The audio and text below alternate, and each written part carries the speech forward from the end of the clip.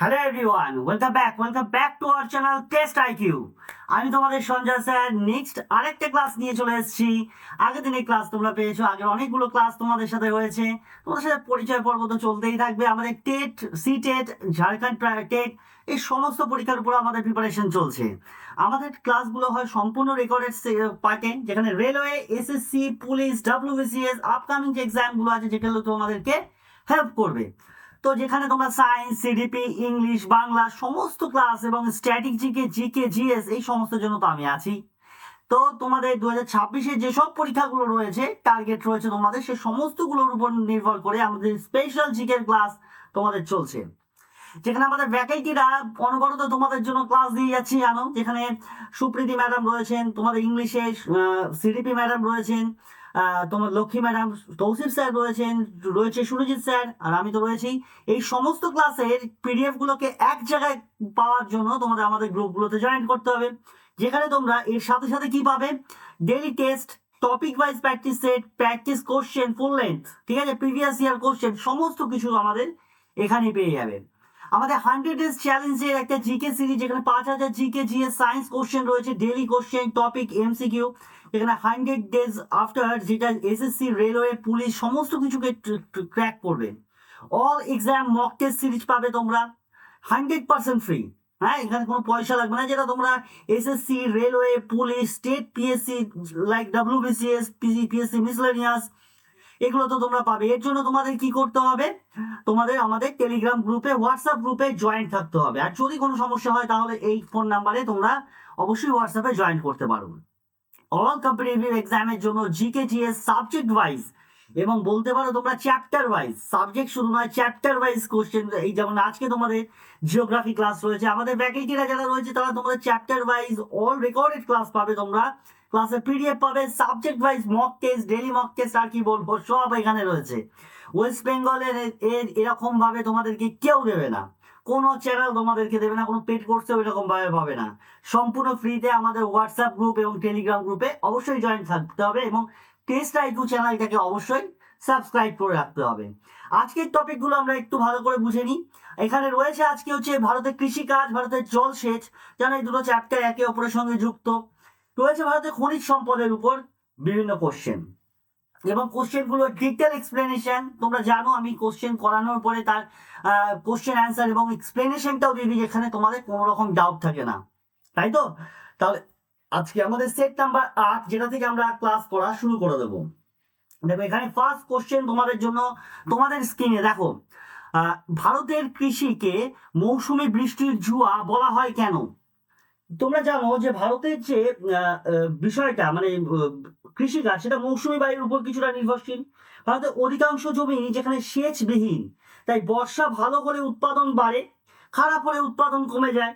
তো এর ভিত্তিতেই তো বলছে না, যেখানে যেখানে কৃষি যন্ত্রের ব্যবহার কম, এটা তো হতেই পারে, যন্ত্রের ব্যবহার কম হলে সেটা কৃষির প্রধান কারণ তো কোনোভাবেই নয়। তোমরাও ভালোভাবে জানো, এটা আমাকে আলাদা করে কি বলবো বলো, এগুলো তো তোমরাও জানো যে যন্ত্রের ব্যবহার কৃষিকাজের ইসেতে ব্যবহার এক্ষেত্রে কম হতে পারে না। প্রযুক্তির সীমাবদ্ধতা আছে একদমই না, কিন্তু সমস্যা থাকলেও এটা কিন্তু অতটা নয় যতটা বর্ষার জন্য সমস্যা হয়। এখানে কৃষি উৎপাদন বর্ষার উপর অতিরিক্ত নির্ভরশীলতা, একদম কারেক্ট, অপশন সি। তারপরে কি বলছে নেক্সট অপশনটা দেখিনি, সরকারি বিনিয়োগ গুরুত্বপূর্ণ হলেও উপযুক্ত মূল্য কারণ নয় এক্ষেত্রে। সরকারি বিনিয়োগ কম, এটা তো একদমই ভুল। সরকারি প্রচুর বিনিয়োগ রয়েছে, জানো তোমরা, কৃষির ক্ষেত্রে। এক্ষেত্রে কিষাণ ক্রেডিট কার্ড রয়েছে, তারপরে আমরা যদি সবুজ বিপ্লব দেখে থাকি, এরকম বিভিন্ন জায়গায় বিভিন্ন বিষয় সরকারি ক্ষেত্রে কৃষকদেরকে সাহায্য করা হয়। তাহলে option C is a correct answer এই কোশ্চেনের পার্সপেক্টিভে। ঠিক আছে, কারো কোনো জায়গায় বুঝতে অসুবিধা হলে অবশ্যই কমেন্ট সেকশনে সেটা জানাবে, এবং তোমরা কতগুলো কোশ্চেন অ্যান্সার দিচ্ছ সেটা কিন্তু অবশ্যই জানাতে হবে, ভুলবে না। চলো নেক্সট কোশ্চেন, নিচের কোনটি প্রধান রবি ফসল? পরের কোশ্চেন তোমাদের জন্য, নিচের কোনটি প্রধান রবি ফসল? অপশনে রয়েছে ধান, গম, পাট, আখ। একটু ব্যাখ্যামূলক বিষয়ে আসি। রবি শস্য হচ্ছে শীতকালে মূলত চাষ করা হয়। মূলত যেগুলো চাষ করা হয় কখন স্যার? চাষ হয় শীতকালে। শীতকাল ভিত্তিক যে চাষগুলো হয়ে থাকে সেগুলোকে বলে থাকি, এবং যেটা চাষ হচ্ছে শীতকালে এবং বসন্তকালে, এক সেকেন্ড, হ্যাঁ বসন্তকালে এটা মূলত কাটা হয়। কাটা হয় বসন্তকালে, সেগুলোকে আমরা রবি শস্য বলে রাখবো। তাহলে এখানে দেখো ধান প্রধানত রবি শস্য নয়, ধান হচ্ছে খারিফ, হ্যাঁ খরিফ শস্য। আচ্ছা তাহলে ধান হচ্ছে না, ধানকে এলিমিনেট করো। আচ্ছা অপশন সি দেখো পাট, পাট কিন্তু মৌসুমে উৎপন্ন হয়। আরে পাট তো হচ্ছে না, এটা বিভিন্ন মৌসুম ভিত্তিক বলতে পারবো তোমরা, মৌসুম ভিত্তিক, তাই তো? তাহলে পাট হচ্ছে না। আখ হচ্ছে 12 মাসি ফসল, এটা রবি শস্য নয়, এটা হচ্ছে 12 মাসি, 12 মাসি। তাহলে একমাত্র অপশন অনুযায়ী গম, গম হচ্ছে শীতকালে চাষ করা হয় এবং বসন্তকালে কাটা হয়, এর প্রধান এবং অন্যতম উদাহরণ হচ্ছে গম, অপশন বি। চলো নেক্সট ওয়ান, সবুজ বিপ্লবে, একটু আগে বলছিলাম সবুজ বিপ্লবের কথা। সবুজ বিপ্লব প্রথম 2 ফসল উৎপাদন বিপুল সাহায্য করেছিল। তোমরা জানো সবুজ বিপ্লব হচ্ছে আমাদের থার্ড 5 ইয়ারের প্ল্যানের পরে যখন রোল প্ল্যান নেওয়া হয়, তখন 1966 to 69 লাইক দ্যাট টাইম। তো সেই সময় কি হয়েছিল, সবুজ বিপ্লব হয়। সবুজ বিপ্লবের সময় কি হয়, দুটো ফসলে বিশেষভাবে যদি স্টেট ওয়াইজ বলা হয় তো প্রথমে পাঞ্জাব দ্বারা সবচেয়ে বেশি উপকৃত। ঠিক আছে, তো এখানটা হচ্ছে পাট, সবুজ ফসল ছিল না, এটা আমরা জানি, তার কারণে এখানে এটা এলিমিনেট হচ্ছে পাট, পাট যেখানে আছে সেখানে হবে না। তুলাও এক্ষেত্রে নয়, আখও তো এক্ষেত্রে নয়। তাহলে এক্ষেত্রে গম এবং ধান বিশেষভাবে প্রয়োজনীয়। হ্যাঁ, এখানে আমরা গম এবং ধানের কথা আমরা বলতে পারি, যেটা হচ্ছে সবুজ ফসলের বা সবুজ বিপ্লবের সময় প্রধান দুটি ফসল হিসাবে কার্যকরী ছিল। চলো নেক্সট কোশ্চেন তোমাদের জন্য, ভারতের কৃষি উৎপাদনের ক্ষেত্রে শ্বেত বিপ্লব, শ্বেত বিপ্লব কোন উৎপাদনের সঙ্গে সম্পর্কিত? শ্বেত বিপ্লব দেখো, ডিম সাধারণত আমরা জানি কি পোলট্রির সঙ্গে যুক্ত, মাছ সাধারণত হচ্ছে নীল বিপ্লব, যেটাকে আমরা ব্লু রেভলিউশন বলে থাকি, ব্লু রেভলিউশন বলে থাকি। গম উৎপাদন তোমরা জানো গ্রিন রেভলিউশনের সাথে যুক্ত, একটু আগেই তোমরা পড়লে। তাহলে অবশ্যই দুগ্ধ, দুগ্ধ উৎপাদন একদম তোমরা জানো ভালোভাবে, এটা দুগ্ধ উৎপাদনের সঙ্গে যুক্ত। হ্যাঁ, পশ্চিমবঙ্গ দ্বিতীয় গুরুত্বপূর্ণ অঞ্চল এক্ষেত্রে। আচ্ছা চলো, নিচের কোন রাজ্যে সর্বাধিক চা উৎপাদন হয়ে থাকে? দেখো চা উৎপাদন যেটা আমি বলছিলাম তোমার, পশ্চিমবঙ্গ, কেরল, আসাম, তামিলনাড়ু। দেখো অনুকূল পরিবেশ এবং বিস্তীর্ণ চা বাগানের কারণে আসাম শীর্ষে চা উৎপাদন করে থাকে। সবচেয়ে বেশি চা উৎপাদন কিন্তু আমাদের আসাম হয়ে যায়। সেকেন্ড লার্জেস্ট যদি বলা হয় সেক্ষেত্রে পশ্চিমবঙ্গের নাম আসলেও আসতে পারে। ঠিক আছে, কেরালা চা উৎপাদন সর্বাধিক নয়, কিন্তু কিন্তু মশলা প্রচুর প্রচুর পরিমাণে উৎপাদন হয়। তামিলনাড়ুতে নয়, তামিলনাড়ুতে চা উৎপাদন অনেক কম। সেক্ষেত্রে অ্যান্সার হচ্ছে আমাদের Assam, option C is a correct answer. Question number 5। Next হচ্ছে জায়েদ ফসল সাধারণত কোন সময় চাষ করা হয়? প্রশ্নটা হলো জায়েদ ফসল যেটা হচ্ছে কোন সময় চাষ করা হয়? শীত এবং গ্রীষ্মের মধ্যবর্তী সময়। দেখো ফার্স্ট অপশন দেখো, যদি আমরা এ নাম্বার অপশন দেখি, এটা মৌসুমী বিভাজন, বর্ষা এবং শীতের মধ্যবর্তী, এটা মৌসুমী ক্ষেত্রে হতে পারে, মৌসুমী বিভাজন এটা। অপশন এস কারেক্ট হবে না। অপশন সি যদি দেখি, মূলত বর্ষাকাল এটা বলতে পারি। কেবল শীতকালে জায়েদ ফসল চাষ না, এটা হচ্ছে না। অপশন সি, অপশন বি গ্রীষ্ম এবং শীতের মধ্যবর্তী সময় কারেক্ট অ্যান্সার। চলো নেক্সট ওয়ান, ভারতে কোন মাটিতে তুলা চাষ সবচেয়ে ভালো হয়? তুলো চাষ, মাটির উর্বরতা যদি বেশি থাকে এবং জল ধারণ ক্ষমতা যদি বেশি হয়, সেই জায়গাতেই সাধারণত আমরা তুলো চাষটা বেশি দেখে থাকবো। ল্যাটেরাইট মৃত্তিকা, এক্ষেত্রে তুলো চাষ ভালো হবে না, কারণ তার জল ধারণ ক্ষমতাটা অতটা নয়। আমরা যদি পলি মাটি দেখি, তাহলে পলি মাঠ, ধান এবং গম চাষ বেশি হয়ে থাকে, ধান প্লাস গম এটা বেশি হয়ে থাকে পলি মাটির ক্ষেত্রে। কাজে পলি মাটিও হচ্ছে না, ল্যাটেরাইট মৃত্তিকা হচ্ছে না। লাল মাটি কি হতে পারে? লাল মাটি তুলা চাষ হয় কিন্তু অতটা নয়, এটা হচ্ছে সীমিত। যদি এখানে অপশন তোমাদের কৃষ্ণ মৃত্তিকা না থাকতো তাহলে তোমরা লাল মাটি লাগাতে পারতে। হ্যাঁ, লাল মাটির অ্যান্সার আমি 30% পর্যন্ত ঠিক বলতে পারি, পুরোপুরি নয়। সেক্ষেত্রে আমাদের অ্যান্সার হয়ে যাচ্ছে যেটা বললাম কৃষ্ণ মৃত্তিকা, যেটা ক্ষমতা, জল ধারণ ক্ষমতা খুব বেশি এবং তুলো চাষের ক্ষেত্রে সর্বাধিক গুরুত্বপূর্ণ এবং সবচেয়ে বেশি হয়েও থাকে। নেক্সট কোশ্চেন, নিচের কোনটি নগদ ফসলের উদাহরণ? অর্থাৎ বাজারে বিক্রি করে যে ফসল চাষ করা হয় বাজারে বিক্রির উদ্দেশ্যে, তাকে নগদ ফসল বলে। তো এটা অন্যতম উদাহরণ কি? গম হচ্ছে খাদ্যশস্য হিসাবে আমরা ধরতে পারি, খাদ্যশস্য গম। হ্যাঁ, আচ্ছা ধান হচ্ছে, ধানও এক ধরনের খাদ্যশস্যই বলতে পারি আমরা। ঠিক আছে, ভুট্টা ও পশু খাদ্য হিসাবে ব্যবহার করা হয়। প্রাথমিকভাবে আমরা ধরতে পারি পশু খাদ্য। তাহলে এখানে নগদ ফসলের নগদ দাম পাওয়া যায় একমাত্র তুলার, অপশন সি। চলো নেক্সট ওয়ান, অপারেশন ফ্লাড কর্মসূচির সঙ্গে কার নাম বিশেষভাবে যুক্ত? নেক্সট কোশ্চেন, অপশন স্বামী স্বামীনাথন সবুজ বিপ্লবের সঙ্গে যুক্ত। স্বামী স্বামীনাথন বলো না, এটা হচ্ছে সবুজ বিপ্লব, অর্থাৎ গ্রিন রেভলিউশনের সাথে তিনি যুক্ত। ভারতের সবুজ বিপ্লবের গ্রিন রেভলিউশনের জনক বলা হয় তাকে। হ্যাঁ, গ্রিন রেভলিউশনের জনক বলা হয়। আচ্ছা, ভার্গিস কুরি ইনি হচ্ছেন শ্বেত বিপ্লবের জনক। Option B is a correct answer, option B correct. Norman ব্রেগডেল হচ্ছে গিয়ে সবুজ বিশ্বব্যাপী ওয়ার্ল্ড ওয়াইজ গ্রিন রেভলিউশনের জনক। হ্যাঁ, গ্রিন রেভলিউশনের ওয়ার্ল্ড ওয়াইড। ভারতে যেমন হচ্ছে আমরা এম এস স্বামীনাথনের কথা বললাম, সি সুব্রমণিয়াম যেটা যার কথা বলছে, সাধারণত কৃষি প্রণয়নে গুরুত্বপূর্ণ তার কিছু ভূমিকা আছে। কৃষি ক্ষেত্রে বিশেষ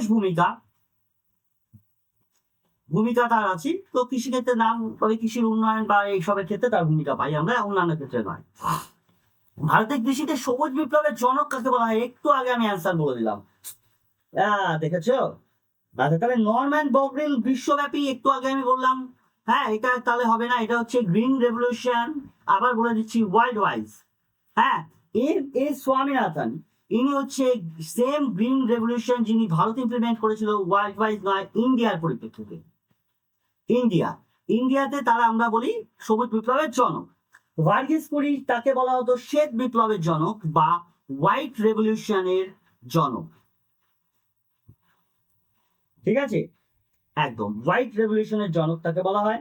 আর সুব্রমণিয়ামকে বলা হয় হচ্ছে নীতিগত সহায়তার জনক মূলত। হ্যাঁ, আমার নামটা তখন মনে আসছিল, কৃষি নীতিগত সহায়তার জনক। মাথায় রাখবে এগুলো। তাহলে ভার্গিস কুরি, হ্যাঁ, শ্বেত বিপ্লবের জনক বলা হয়। চলো, নিচের কোনটি খারিফ শস্য নয়? ধান, বাজরা, তুলা না গম? দেখো, ধান খারিফ শস্য নয়, এক্ষেত্রে আমরা সবাই জানি ধান একটা খারিফ শস্য হতে পারে না। আচ্ছা, বাজরা সাধারণত বর্ষাকালে চাষ করা হয়, সেক্ষেত্রে বাজরাও অ্যান্সার হচ্ছে না।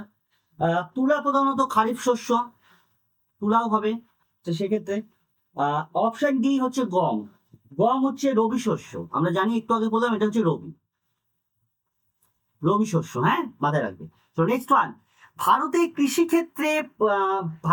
কৃষিক্ষেত্রে ফসল পর্যায় কি? প্রধান উদ্দেশ্য কি? জমির আয়তন বৃদ্ধি, উৎপাদিত ফসলের রং পরিবর্তন, মাটির উর্বরতা বজায় রাখা, কৃষিকাজে শ্রমিক কমানো। কোনটা হবে? 12 নম্বর কোশ্চেন। দেখো, এখানে অপশন এ যদি দেখি আমরা, এতে জমির আয়তন বাড়ে না।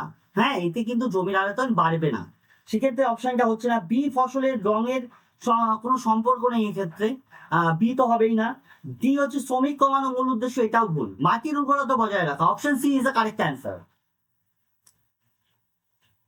নেক্সট ওয়ান, ভারতের কৃষিতে সর্বাধিক ব্যবহৃত জলসেচ পদ্ধতি কোনটি? খাল, নলকূপ, ট্যাঙ্ক নাকি ঝর্ণা সেচ? দেখো, ভারতে বর্তমানে যে টিউবওয়েল ইরিগেশন বা সবচেয়ে বেশি ব্যবহৃত হয়, যেটা পাঞ্জাব, হরিয়ানা, উত্তরপ্রদেশ, বিহার এরকম সমস্ত জায়গাগুলোতে। তাই খাল গুরুত্বপূর্ণ হলেও বর্তমানে ব্যবহারের বিস্তারে নলকূপ কিন্তু এর থেকে বেশি এগিয়ে। খাল হবে না, ট্যাঙ্ক হবে না, ঝর্ণা হবে না, নলকূপ is the correct answer, option B is correct. Details explanation আমি দিয়ে দেবো আরো।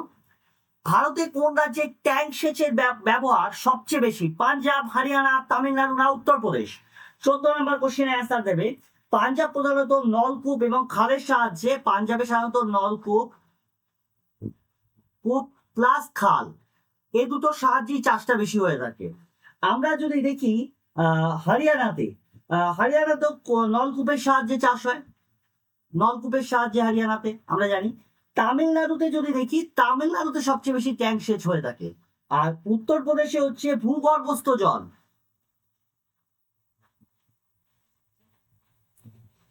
মূলত চাষবাসের জন্য তারা নির্ভর করে থাকে ভূগর্ভস্থ জলের উপরে। নেক্সট, ভাকরানাগাল প্রকল্পের প্রধানত কোন নদীর উপর নির্মিত? শতদ্রু, গঙ্গা, মহানদী নাকি নর্মদা? 15 নম্বর কোশ্চেন। গঙ্গা নদীর উপর এই প্রকল্পটা তো নয়, তোমরা সবাই জানো। মহানদীর উপর যেটা আছে সেটা হচ্ছে হীরাকুদ প্রকল্প, যেটাকে আমরা বলে থাকি।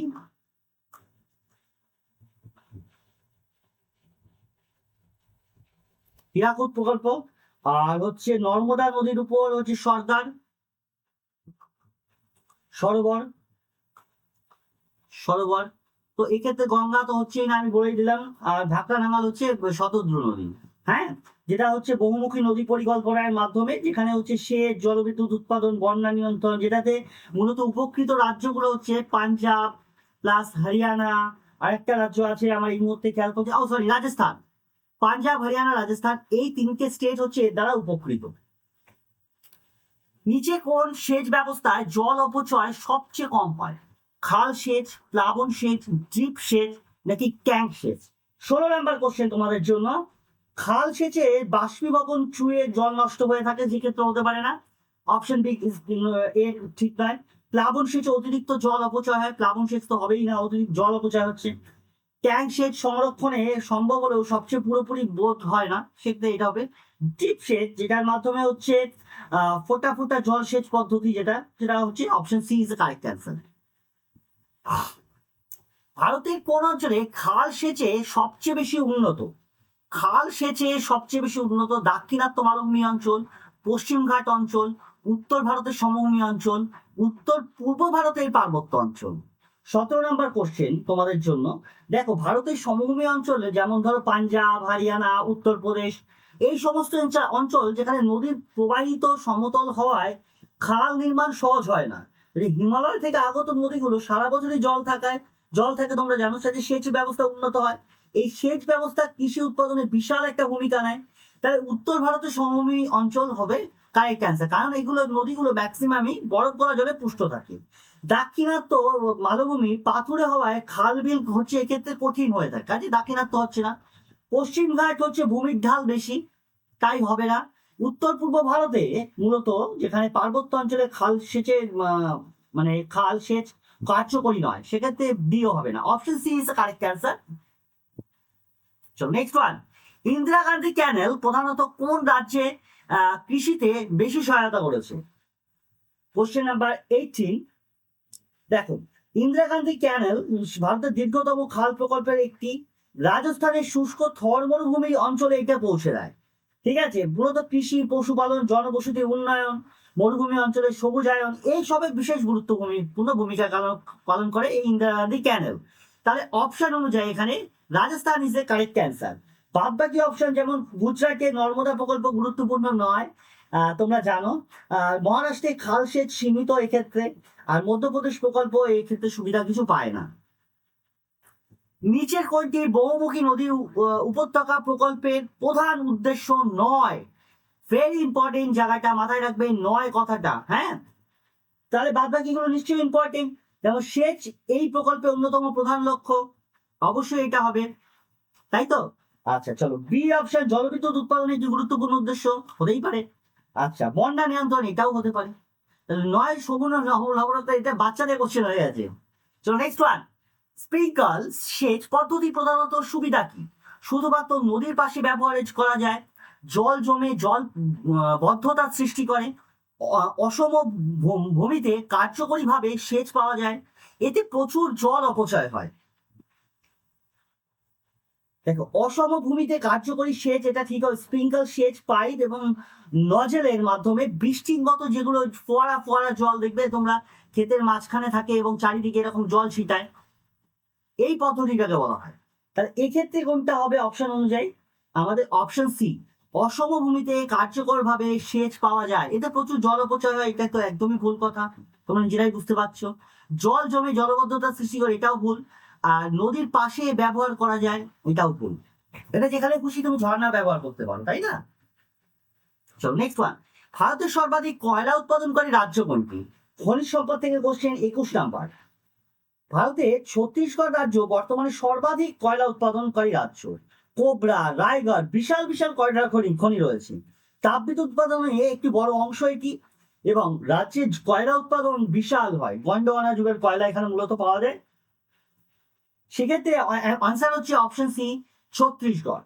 আমরা যদি উড়িষ্যার দিকে তাকাই, উড়িষ্যা কয়লা মজুদ থাকলেও উৎপাদন ছত্তিশগড়ের থেকে এগিয়ে। ঠিক আছে, কাজে উড়িষ্যা হচ্ছে না।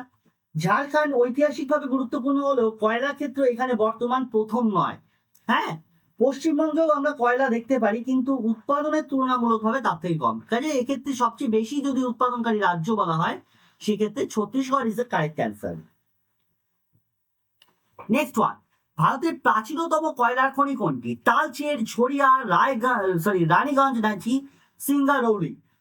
ভারতের প্রাচীনতম কয়লার খনি যেটা হচ্ছে 1774 সালে পশ্চিমবঙ্গের রানীগঞ্জ বলছি। হ্যাঁ, প্রথম কয়লার খনি রানীগঞ্জের এটা প্রাচীনতম এক্সাক্ট লোকেশন হচ্ছে সীতারামপুর। হ্যাঁ, মানে রানীগঞ্জ জেলার মানে বর্ধমান জেলার আর কি, রানীগঞ্জের আন্ডারে সীতারামপুর এক্সাক্ট লোকেশন। 1774-এ ব্রিটিশ পিরিয়ডের সময় তখন প্রথম কয়লা বিষয় তালচের উড়িষ্যা, সেক্ষেত্রে অ্যান্সার হবে রায়গঞ্জ। তালচের তো তোমাদের উড়িষ্যা তোমরা জানো, ঝরিয়া তো তোমরা জানোই যে এটা কোকিং কয়লা যেটাকে বলা হয়। ঝরিয়ার ক্ষেত্রে একটা ইম্পর্টেন্ট মাথায় থাকবে কোকিং কয়লা। আমি পরের দিনকে এই কোশ্চিনটা করিয়ে দেবো না হয়, কোকিং কয়লা কি জিনিস। আর শিলংয়ে হচ্ছে আধুনিক বিদ্যুৎ শিল্পের জন্য, আধুনিক বিদ্যুৎ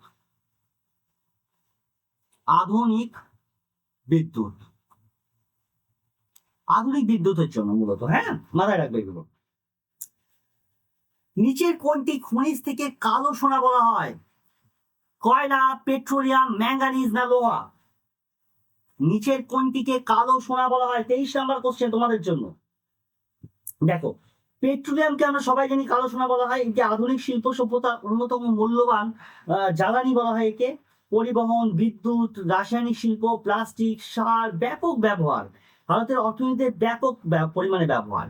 সেক্ষেত্রে পেট্রোলিয়াম হচ্ছে আমাদের কারেক্ট অ্যান্সার। ঠিক আছে, কয়লা তো নয়, কয়লা জ্বালানি বলে তাকে কালো সোনা বলে। কয়লাকে কিন্তু আমরা বলবো কালো সোনা। হ্যাঁ, পেট্রোলিয়াম। আচ্ছা, ম্যাঙ্গানিজ হচ্ছে ইস্পাত শিল্পে ব্যবহার করা হয়, হ্যাঁ। আর লোহা তোমরা জানো, লোহা হচ্ছে মূল কাঁচামাল নয়, এটা হচ্ছে উপাদানীয়। হ্যাঁ, সেটা তো option B is the correct answer. ভারতের বৃহত্তম লৌহ আকরিক উৎপাদিত রাজ্য কোনটি? ঝাড়খণ্ড, কর্ণাটক, উড়িষ্যা না ছত্তিশগড়? উড়িষ্যা ভারতের বৃহত্তম লৌহ আকরিক উৎপাদন, যেটা কেওনঝড়, ময়ূরভঞ্জ, সুন্দরগড়। মাথায় রাখবে। হ্যাঁ, উড়িষ্যা তো অবশ্যই। সেক্ষেত্রে আর সেগুলো মাথায় রাখবে হচ্ছে নামগুলো লিখে দিচ্ছি আমি। কেওনঝড়, তারপরে হচ্ছে ময়ূরভঞ্জ,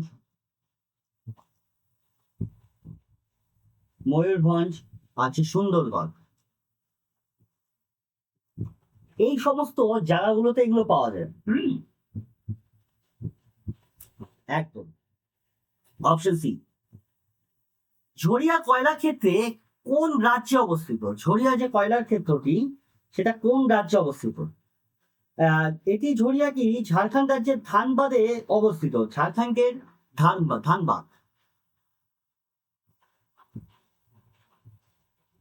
ধানবাদ বা ঝাড়খণ্ড যাই বলুন, ঝাড়খণ্ডের মূলত ধানবাদে এই ঝরিয়াটি অবস্থিত, ঝরিয়া জেলাটি। হ্যাঁ, আর পশ্চিমবঙ্গে তো তোমরা জানো, পশ্চিমবঙ্গে একটু আগে বললে তোমরা রানীগঞ্জ। হ্যাঁ, উড়িষ্যার গুলো তো বললাম। উড়িষ্যা যেমন একটা কথা মাথায় রাখবে, তালচের, খুব ইম্পর্টেন্ট। তালচের পরীক্ষাতে খুব আসে। হ্যাঁ, উড়িষ্যার তালচের। আর ছত্তিশগড়ে হচ্ছে কোরবা, মাথায় রাখবে। হ্যাঁ, কোরবা। চলো নেক্সট ওয়ান। ভারতের অরণ্য সংরক্ষণের জন্য জয়েন্ট ফরেস্ট ম্যানেজমেন্ট বা যেটাকে আমরা JFM কর্মসূচি বলে থাকি, তার উদ্দেশ্য কি? তামা আকরিকে আলাদা করা হয়েছে এক্ষেত্রে তো নয়, তাহলে অপশন হচ্ছে, অপশন অনুযায়ী ওখানে লৌহ আকরিক হতে পারে। 26-এর অ্যান্সার অপশন সি।